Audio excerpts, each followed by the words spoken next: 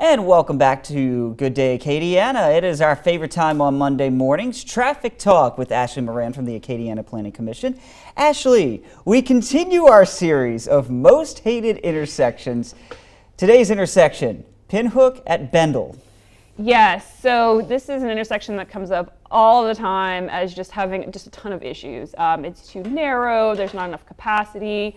We've looked at a lot of just different ways of fixing it, but the biggest issues has to be right-of-way, as you can imagine, and then utilities. There is a pole there, which this was a figure I got about 10 years ago, would cost $1 million to move because it just has so much utilities. And what a lot of people don't realize when we're talking about utilities on roadways, when we do roadway improvement projects, most of the cost of that goes to the utility companies or the roadway, typically the local government a lot of times, because a lot of times they own the utilities that are associated with this pole. In this case, there's just a lot where it would cost a lot of money to move it. So, and we can't use federal funds in a lot of cases if it's a state road, which it's not anymore, interestingly enough. This used to be a state road, so that could open up the possibility of using some federal funds to move it.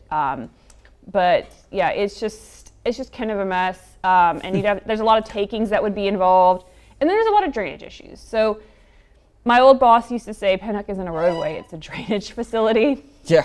Because then there's no sidewalks, there's nothing, there's those trees. It itself is so narrow and difficult to negotiate. A lot of those trees are protected trees, no matter how much they get kind of chopped up, when the utilities poles come by. But I mean, there's just nothing to do except avoid it. Yeah. So honestly, I tell people, avoid Pinhook, try to take an alternate route. I don't care for Pinhook. I don't drive on Pinhook unless I absolutely have to drive on Pinhook. So there's just nothing you can do.